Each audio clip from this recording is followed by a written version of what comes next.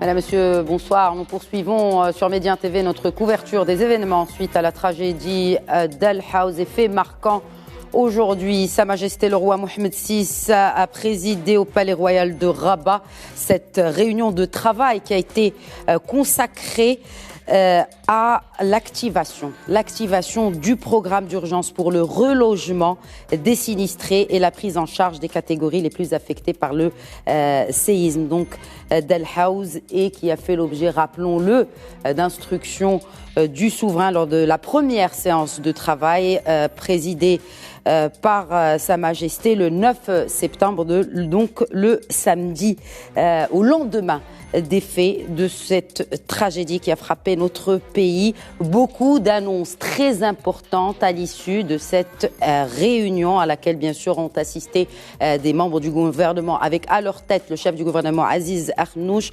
Beaucoup de décisions en faveur bien évidemment des rescapés. L'heure est à l'action, l'heure est au relogement aussi.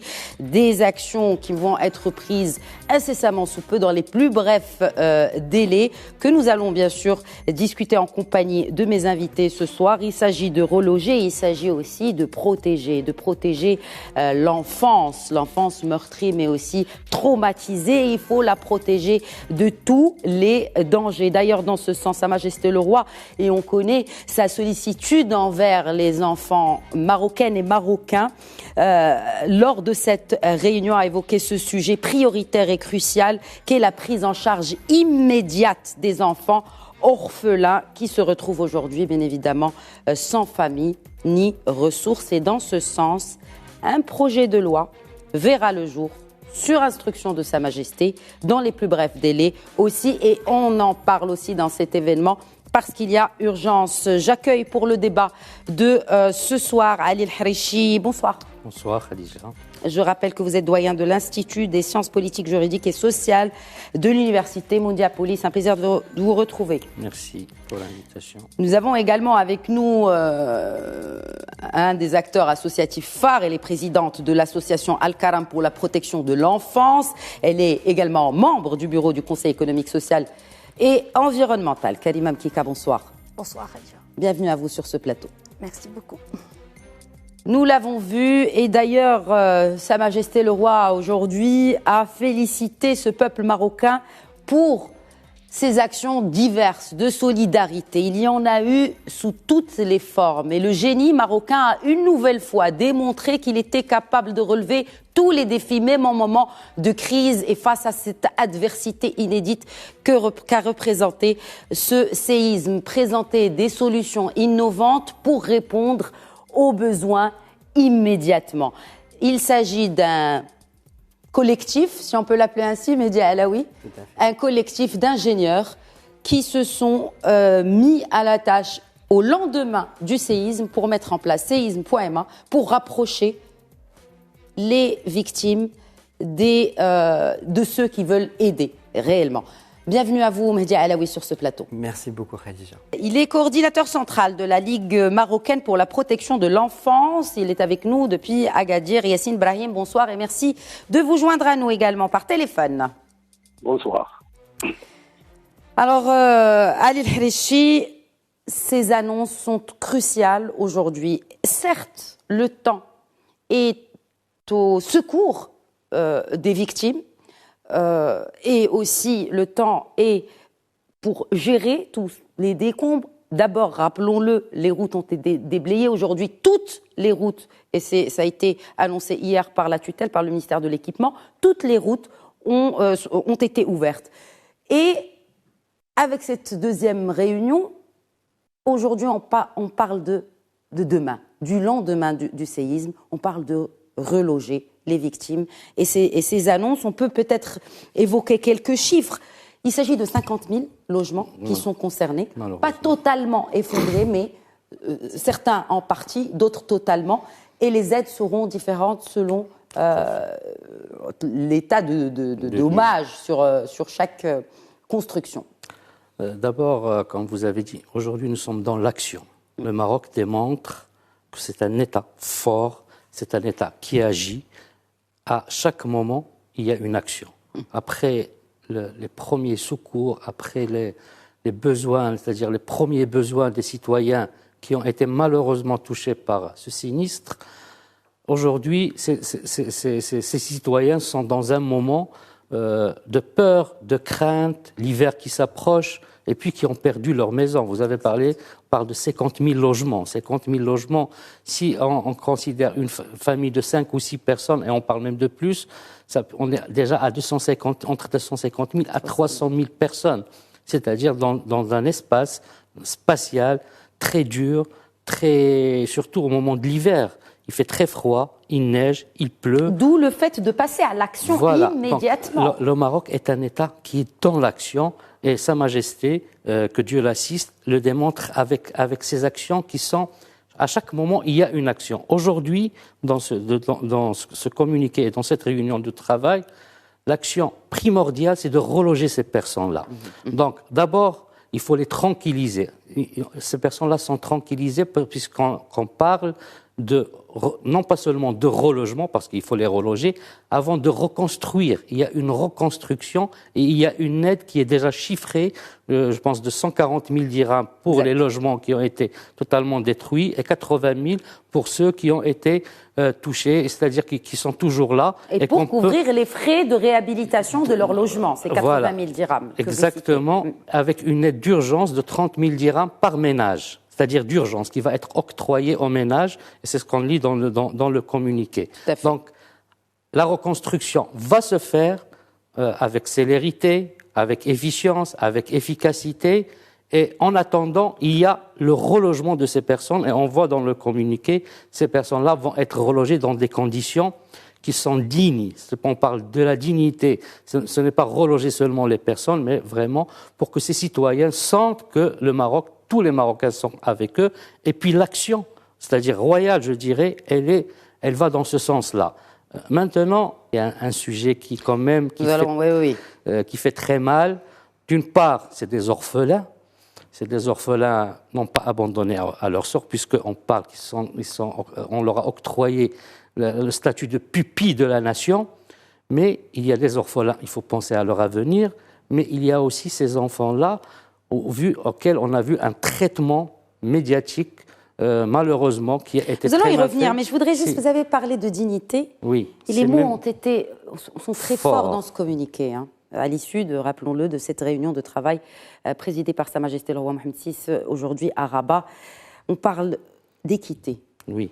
C'est-à-dire le souverain a appelé les autorités compétentes sur cette question extrêmement urgente de reloger les populations sinistrées.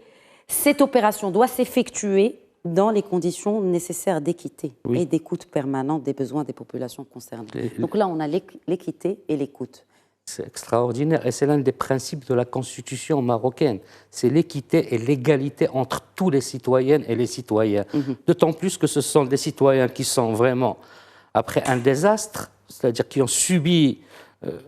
Aujourd'hui, ces citoyens, il faut les traiter avec équité et qu'ils se sentent qu'il n'y aura pas de traitement de faveur pour certains par rapport à d'autres, d'autant plus qu'ils habitent dans un espace qui est très, très défavorable, très enclavé. Aujourd'hui, et très pauvre. Et très pauvre. Et très pauvre, selon le HCP, c'est le Haut Commissariat au Plan qui le dit, c'est l'une des régions les plus pauvres du royaume. Quand on voit les chemins, les routes, même s'ils sont là, on voit que ces gens-là ont besoin aujourd'hui d'être traités, pas seulement parce qu'il y a eu le sinistre, mais d'être traités avec dignité, avec respect. Équité, c'est-à-dire qu'ils ont les mêmes droits que nous qui habitons dans la ville, ces gens qui sont dans ces régions-là et dans le monde rural de manière générale.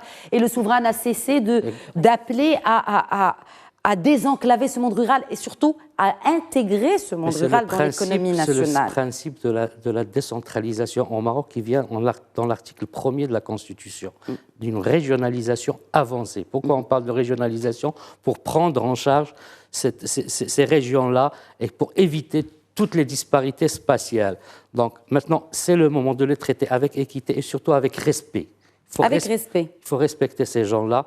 Et là, je fais appel à ces gens qui viennent prendre des photos et on en parlera.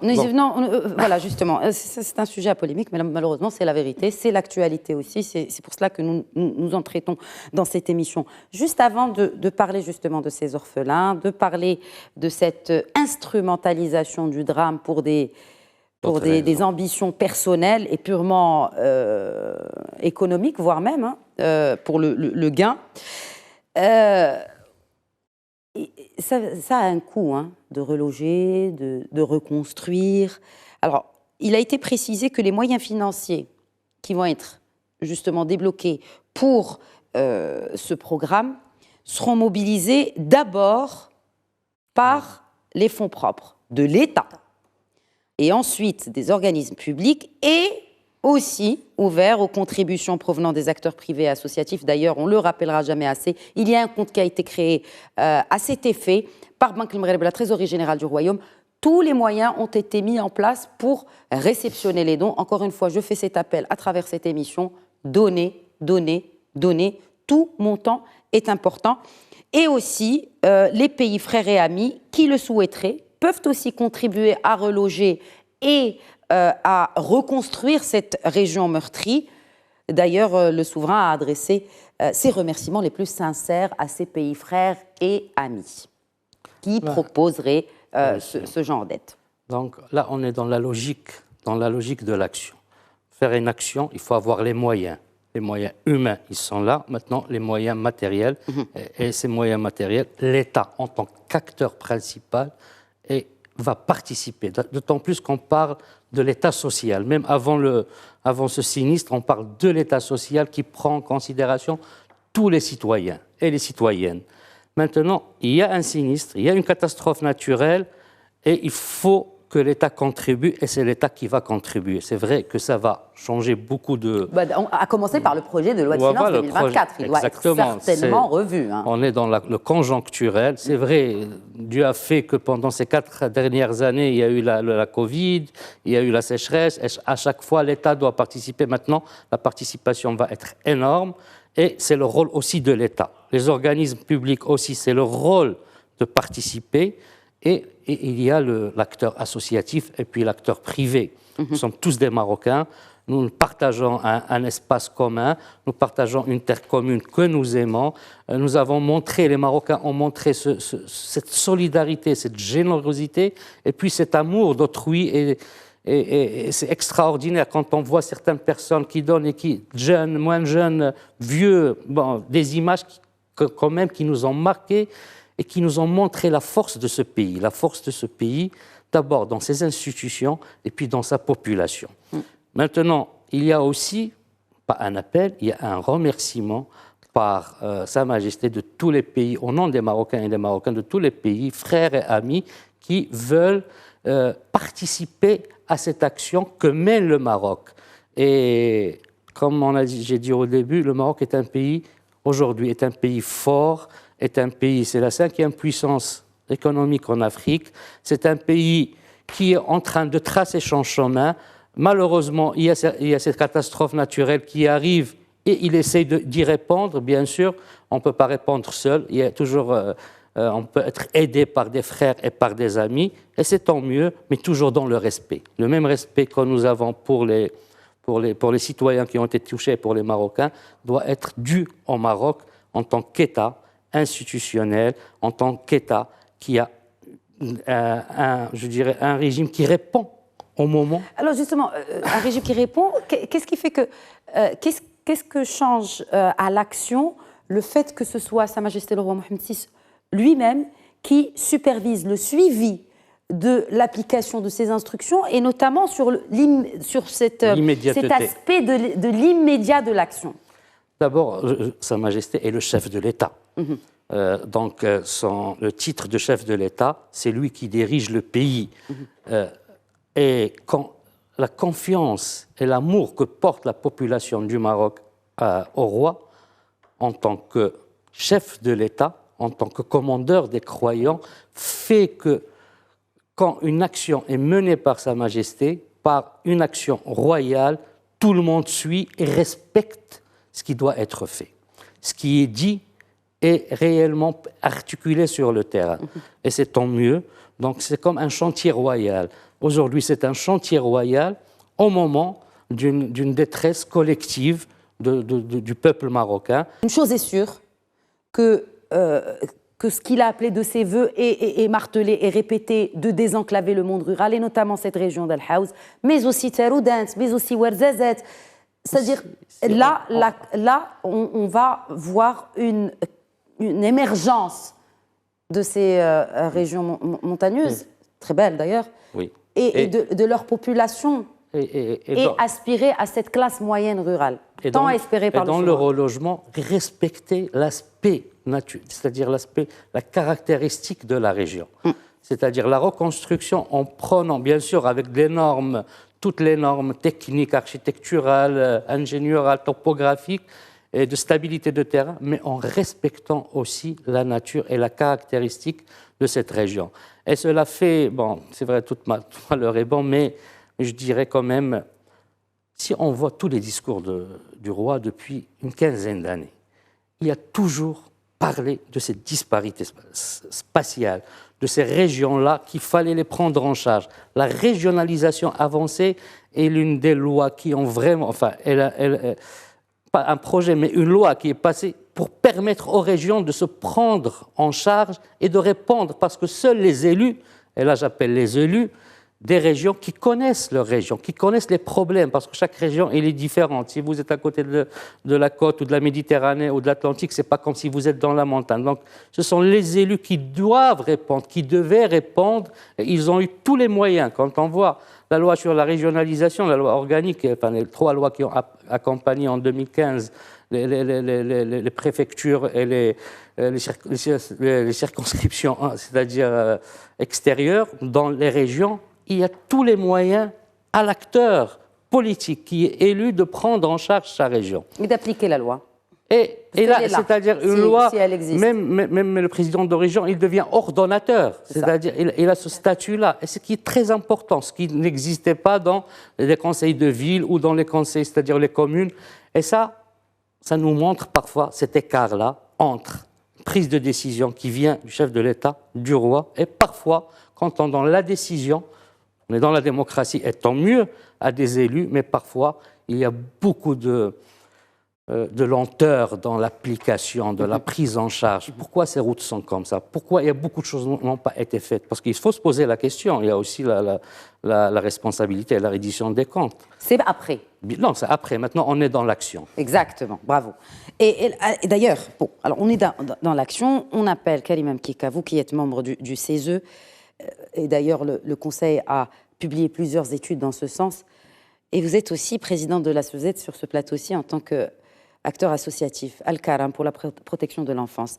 Il est intéressant de voir que la sollicitude du souverain pour cette catégorie, doublement meurtrie, parce qu'ils ont perdu un ou plusieurs membres de leur famille, Allah yarhamhum, et tout perdre leur maison, leur école. Il y a quand même 500 écoles qui ont été touchées. Alors, notre Constitution de 2011, dans son article 32, dispose que, je cite, « l'État assure une égale protection juridique et une égale considération sociale et morale à tous les enfants, abstraction faite de leur situation familiale ». Donc les orphelins sont concernés. Mais il y a cet appel de mettre en place, et dans le circuit d'adoption, dans les plus brefs délais, pour reprendre les termes du communiqué du cabinet royal, le projet de loi nécessaire pour protéger ces enfants en situation de détresse. Pourquoi il y a cette urgence, Karim Mkika, alors que la Constitution, dans son article 32, justement, donne ce droit à la protection de l'enfant? Khadija, vous l'avez bien dit, la Constitution, déjà, elle protège les enfants. Aujourd'hui, Sa Majesté est venue appuyer sur cette Constitution et son effectivité. Il est là, pas en tant que rien que chef d'État, mais en tant que père de la nation. Rien que les images qu'on a vues quand il s'est déplacé à l'hôpital, voir cet enfant qui était malade et qui a sauté de joie en voyant Sa Majesté en personne se déplacer chez lui.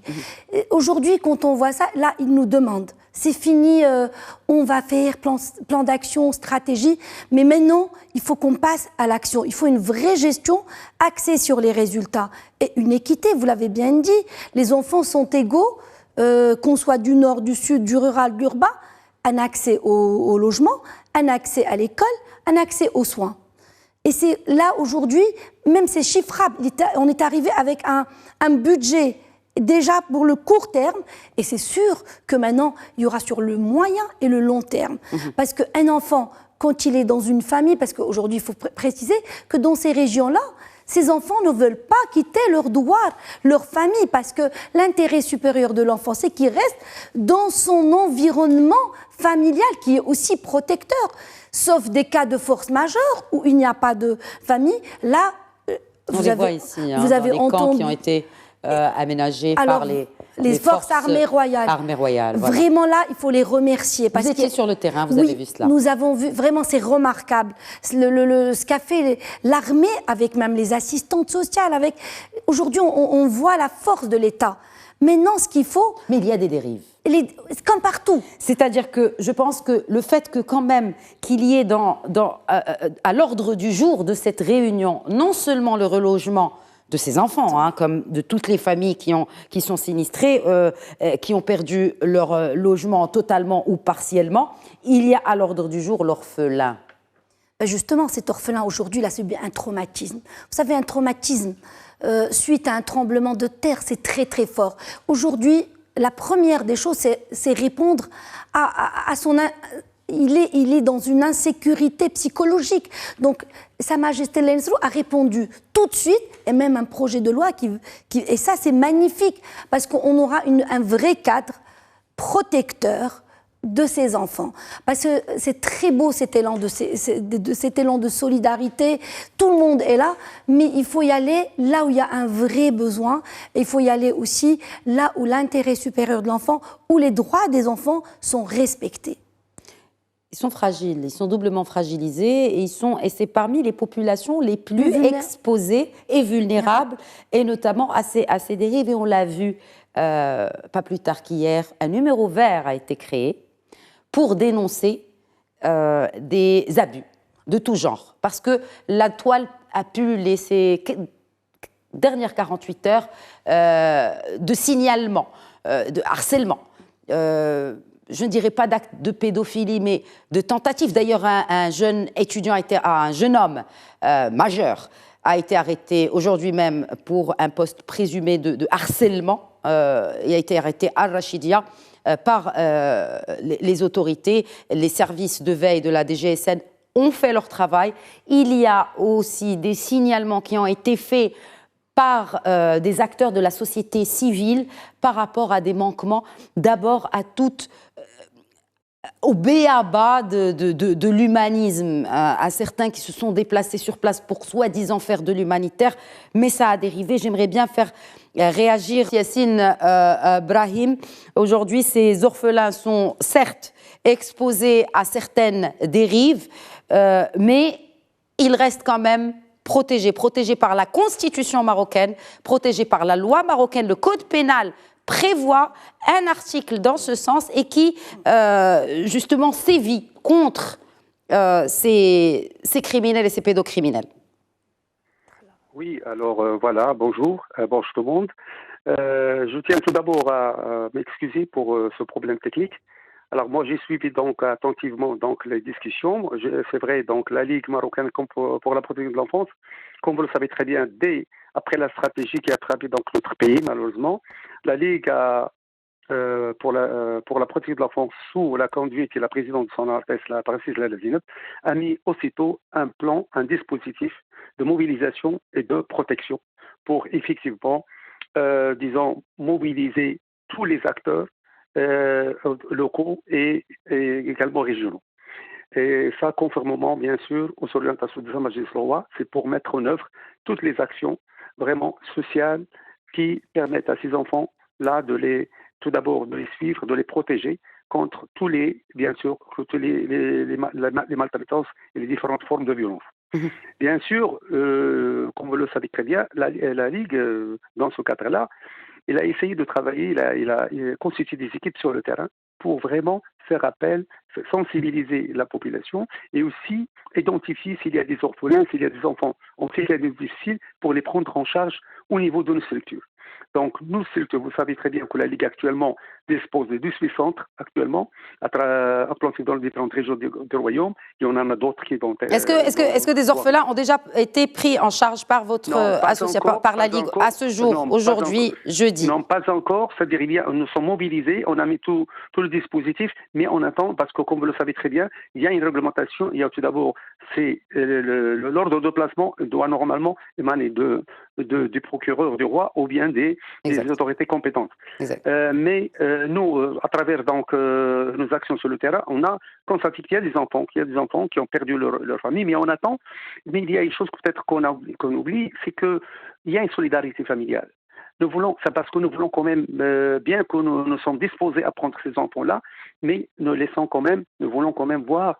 Il y a une solidarité, il y a des parents qui veulent, des membres de la famille qui veulent prendre en charge un enfant orphelin ou les enfants vraiment qui sont séparés de leur famille ou bien qui ont subi vraiment un traumatisme. Mais nous restons à leur disposition. Le besoin que nous avons vraiment évalué sur le terrain, c'est d'abord le besoin, parmi les besoins, mis à part les autres besoins, les besoins de la nourriture ou autres, ils ont besoin, si vous voulez, d'une prise en charge psychologique, d'une prise en charge médicale. C'est la priorité. Ça, aussi, ils doivent être protégés contre, malheureusement, contre certaines tentatives d'exploitation ignobles, malheureusement, par certaines personnes qui n'ont pas de moralité, et aussi par certaines des personnes de mauvaise intention qui exploitent c'est dans le malheur de ces enfants, dans des photos, dans des publications, et qui portent préjudice à ce droit des enfants. Comme l'a dit mes collègues, nous savons très bien que l'enfant actuellement, il est protégé non pas uniquement par la Constitution et la loi, il y a également la Convention internationale des droits de l'enfant, qui a été signée par le Maroc en 1989, qui a été ratifiée en 1993, qui protège vraiment l'enfant contre toute forme de violence et toute forme d'exploitation. Donc, le problème qui reste maintenant, toutes les règles sont là, les lois sont là. Ce qui reste, c'est tout d'abord, il faut sensibiliser la population. Il y a la population, et il faut coordonner les actions avec les différents acteurs. Parce qu'il me semble que nous travaillons maintenant sur le terrain. Chacun, bien sûr, apporte son aide, mais quand même, on a besoin vraiment d'une action. Alors, en ce qui concerne les orphelins, la Ligue, il a envoyé des correspondances aux différents départements concernés. Je cite le ministère de l'Intérieur, le ministère de la Santé, les parquets, c'est le ministère public et le ministère de la solidarité et de l'insertion sociale et de la famille, et également l'entraide nationale. Est-ce que vous faites des accompagnements scolaires? Est-ce que le ministère de l'Éducation, par exemple, a été approché? Parce que là, quand on dit qu'il y a 530 établissements qui ont été touchés, 55 internats endommagés, est-ce qu'il y a quelque chose dans ce sens pour l'accompagnement scolaire de ces enfants? Effectivement, le département du tutelle, il est concerné. Moi, je parle maintenant de la prise en charge immédiate. C'est-à-dire parce que nous, on a informé donc ces départements, on leur a dit, voilà, les structures de la Ligue, les 18 structures qui existent actuellement, ils ont été équipés, on attend bien sûr, nous sommes disposés à les prendre, c'est-à-dire on a même augmenté la capacité d'accueil, et parce que comme vous le savez très bien, ils prennent en charge jusqu'à présent les enfants séparés de leur milieu familial avec les enfants déjà abandonnés, des gens en situation difficile, mais nous, bien sûr, pour soutenir l'élan de solidarité et vraiment soutenir les actions, cette noble action qui a été appliquée, l'appel si vous voulez mettre en œuvre l'appel royal, on est mobilisé, on a mobilisé tous les directeurs, tous les éducateurs, tous les cadres de la Ligue pour vraiment répondre aux besoins de cette population. Naturellement, la réponse de la société civile à ces situations de vulnérabilité familiale et infantile compte, elle est nécessaire, bien naturellement. Absolument. Maintenant, il y a un point peut-être que mes collègues l'ont signalé. Bien sûr, c'est une action, on a besoin, non pas uniquement les structures, on a besoin également de développer cette formation, c'est-à-dire un personnel, il faut au même un personnel spécialisé. Et surtout, il y a un déficit, comme vous le savez très bien, il y a actuellement un déficit dans le personnel qui assure le suivi psychiatrique et psychologique. Là, il faut vraiment mettre le paquet. Il faut recruter. Voilà. Et deuxième point, et c'est pour le deuxième point, il faut penser aussi à un budget. un budget vraiment conséquent pour prendre en charge et pour améliorer les conditions de prise en charge et aussi assurer la scolarisation de ces enfants-là. Parce que parce que parmi les droits les plus importants de ces enfants-là, il y a le droit au développement. Et ce droit au développement et le droit aux protections, pour les mettre en œuvre, on a besoin vraiment de mobiliser les ressources humaines, les ressources financières et également les espaces vraiment de prise en charge. Mais la Ligue, comme vous le savez très bien, il s'inscrit dans cette Merci Yassine Brahim, merci, voilà. Merci. On veut pas quand même. Je vous reviens dans quelques instants. Alors, il y a une autre problématique qui s'est posée après l'ouverture des routes. Il y a eu engorgement, il y a eu comme une sorte, certes, encore une fois, un élan de solidarité qui a pu démontrer au monde entier l'unité des Marocains. Ils ne font qu'un, et notamment face à l'adversité, tout comme ils l'ont démontré lors de la Coupe du Monde. C'est-à-dire que dans les moments les plus difficiles, comme dans les moments les plus intenses de joie, ils sont un. Avec le roi d'ailleurs, ils sont un. Mais on l'a remarqué, on le voit, il y a beaucoup trop d'individuels qui se prennent leur voiture et se dirigent vers les zones sinistrées. Mehdi Alaoui. Alors d'abord, un mot sur l'efficacité de cette plateforme que vous avez créée.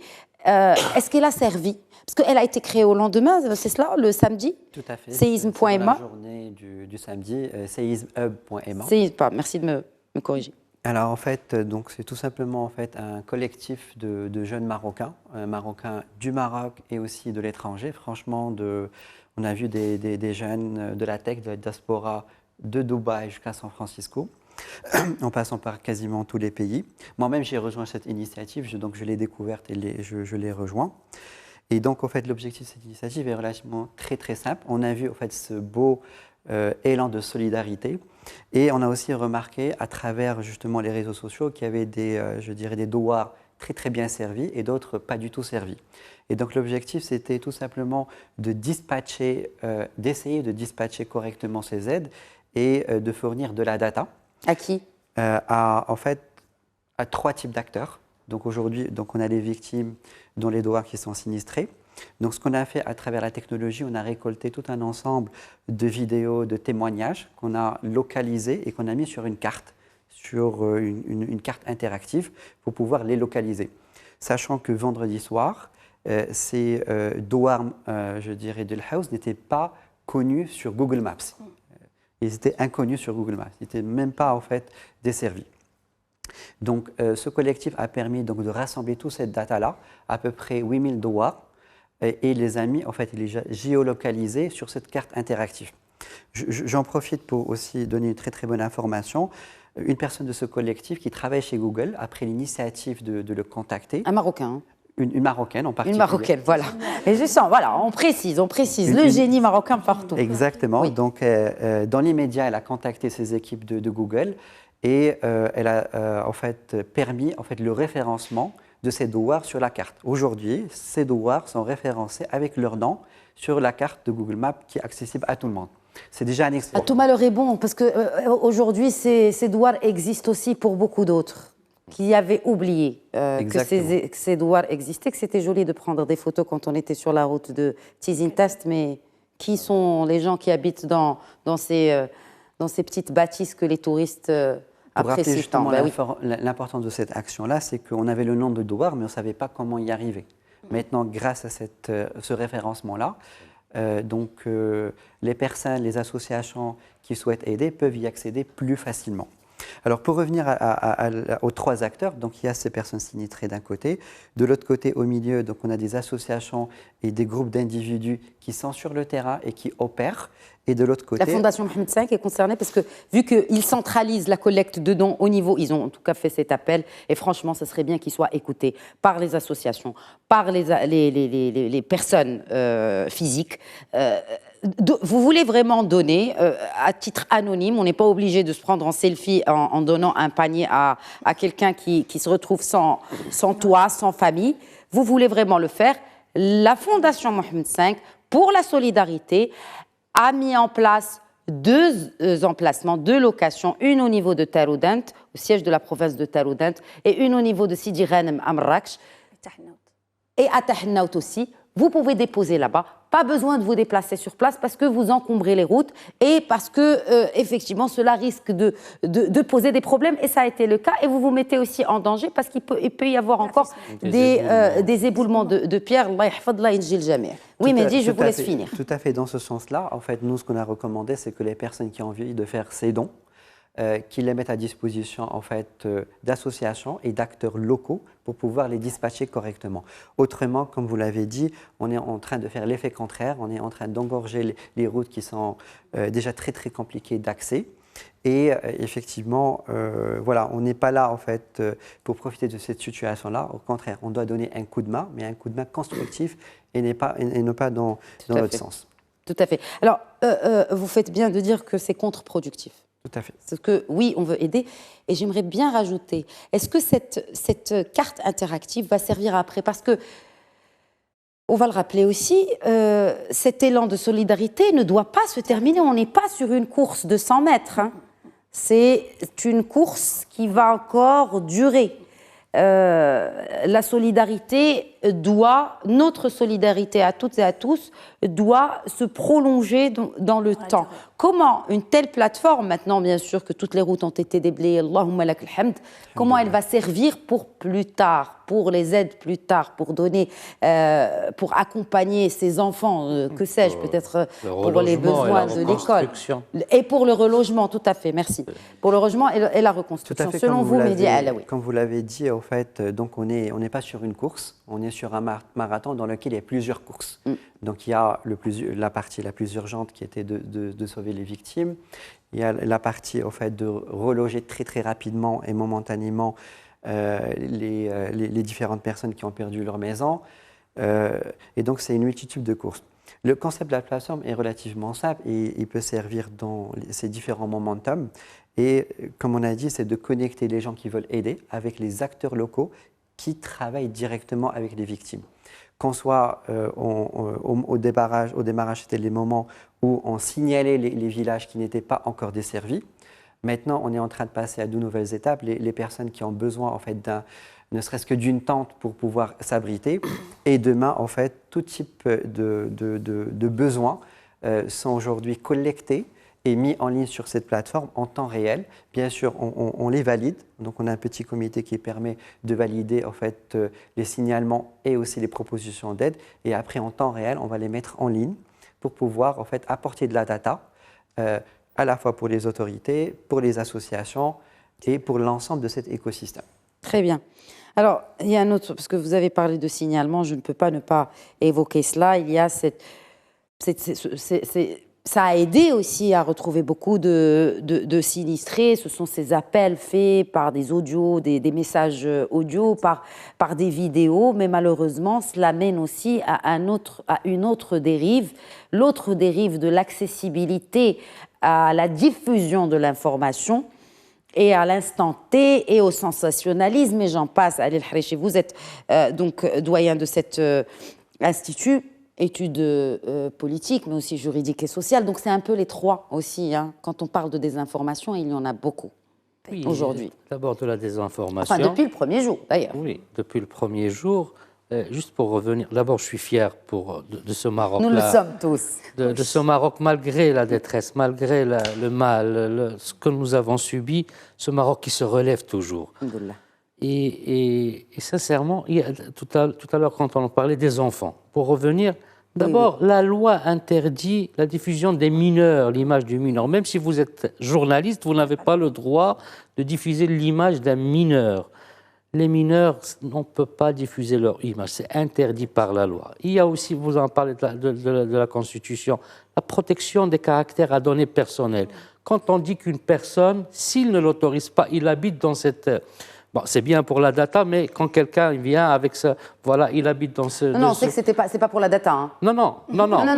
C'est-à-dire même les algorithmes, je pense, des réseaux le comprennent. On sait qu'il n'est pas, ou elle n'est pas là pour la data, ni pour rendre service, si ce n'est à sa tête. On n'a pas le droit de diffuser une donnée à caractère personnel. Ça, c'est institutionnalisé par la Constitution et par la loi. Vous pensez que justement les autorités devraient sévir aujourd'hui? Oui, après, ils doivent sévir après, comme ils ont suivi dans l'immédiateté avec ce délinquant qui a fait appel à pour la jeune fille ou pour les jeunes filles, c'est-à-dire c'est cette forme de délinquant présumé qui a fait des appels. Donc, il doit subir, bien sûr, pour remettre les gens, pour qu'ils comprennent que être généreux et de la solidarité, c'est pas profiter de la détresse des autres.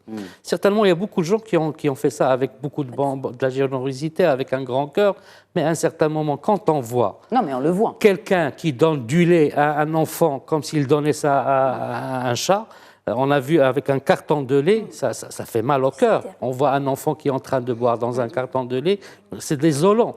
Plus que la détresse que nous avons vue, nous voyons l'exploitation. Vraiment, c'est très bas.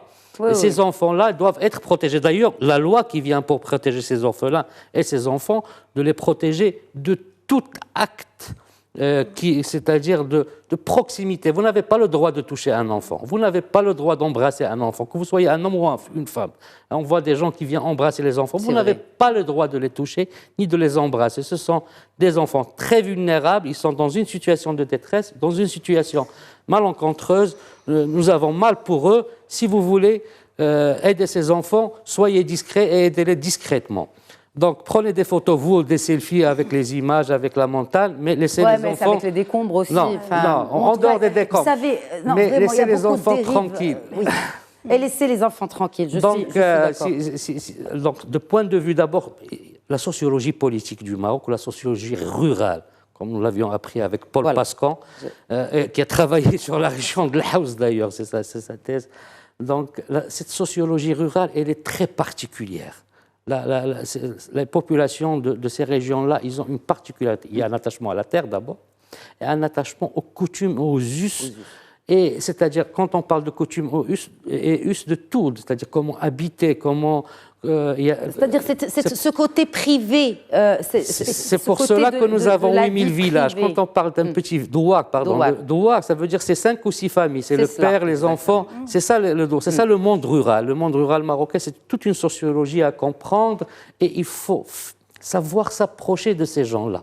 Il faut savoir leur parler. Il ne faut pas savoir venir et leur donner quelque chose. Donc il faut prendre en considération toute la psychologie. Non, mais c'est ça le rôle des associations. Les associations doivent être coachées par des personnes parce qu'il y a aussi malheureusement le revers psychologique après qu'on doit prendre en considération de ces enfants-là qui ont perdu toute une famille ou d'une personne qui a perdu ses enfants. Il y a le côté, on dirait juridique. Juridique, la loi détermine ceux qui vont, c'est-à-dire la transgresser et c'est assez clair, on a des images, on a des vidéos. Et il y a le côté politique, ce côté politique-là, c'est que nous élus doivent prendre en charge, pas maintenant, les communes ou les promesses qu'ils ont données à leurs électeurs, parce que ces personnes-là, ce sont aussi des électeurs. Mais ce sont eux qui les ont élus. Et d'ailleurs, les grandes participations, taux de participation sont dans les régions en général, dans le monde rural. Donc on ne va pas chez ces gens-là pour chercher leur voix au moment des élections communales, régionales et nationales. Maintenant aussi, il faut leur apporter quelque chose et répondre à pas seulement des promesses, mais à un contrat moral. C'est un contrat moral entre un élu et son électeur.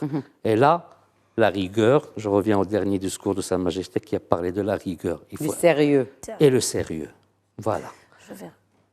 Karim Mkika, un dernier mot, justement, que le souverain a demandé que ses enfants soient recensés et octroyés le statut de pupille de la nation.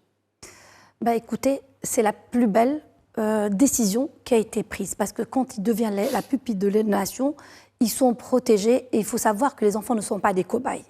C'est-à-dire les enfants, ce sont des êtres humains qui ont des droits qu'il faut respecter. Aujourd'hui, on veut bien aider, mais il faut aider professionnellement.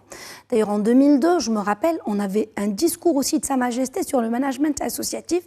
C'était il y avait une partie juridique, il y avait une partie sociale et il y avait une partie budget. Aujourd'hui, vous avez parlé de territoire. Aujourd'hui, il faut qu'on ait un budget enfant sur tous les territoires pour pouvoir répondre décemment aux besoins de ces enfants. Voilà, c'est comme... Et donc, les prochaines étapes, justement, selon vous, pour le monde associatif vis-à-vis de ces enfants, vis-à-vis de ces victimes du séisme d'Al Haouz? D'abord, le rôle des associations aujourd'hui, c'est d'arriver en plus de ce que déjà fait l'État, qui a été remarquable. Oui, la complémentarité des efforts. Aujourd'hui, on est là pour interpeller ce qui n'a pas été fait et aussi de pouvoir répondre aux violences psychologiques qui ont été faites. Aujourd'hui, l'appel aussi aux ressources humaines. Vous avez dit tout à l'heure recruter, c'est difficile de recruter. Par contre, il y a une mise à disposition des communes. Oui, c'est moi qui parlais de recrutement. Oui, non, mais une mise à disposition, moi je me rappelle, il y a en 2002 à Safi, on a eu des mises à disposition de personnes, de communes, de régions, pour compléter ce que déjà le tissu associatif a, pour travailler... Des personnes qualifiées. Qualifiées, bien sûr.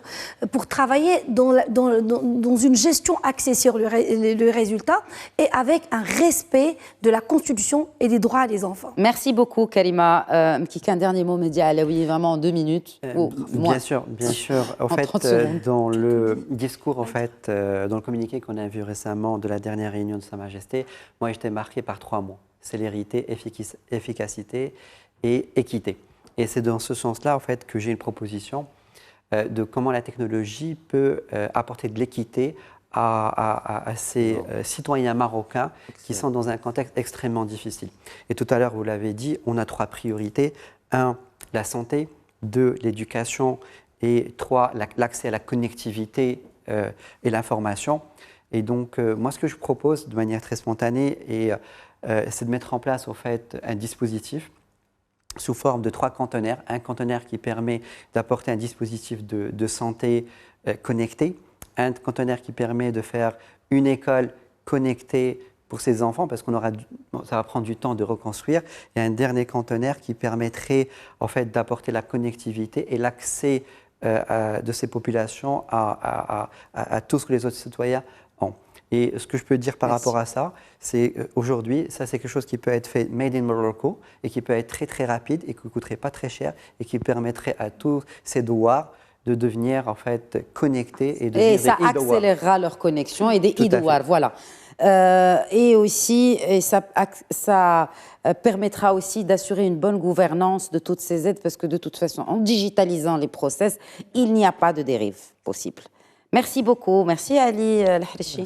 Merci à vous également encore une fois Karima Mkika. Merci Mehdi Alaoui. Et merci aussi au coordinateur central de la Ligue marocaine pour la protection de l'enfance, Yassine Brahim. Je rappellerai l'information principale de cette journée. C'est cette réunion de travail consacrée à l'activation du programme d'urgence pour le relogement des sinistrés et la prise en charge des catégories les plus affectées par le séisme d'El Haouz, notamment les orphelins.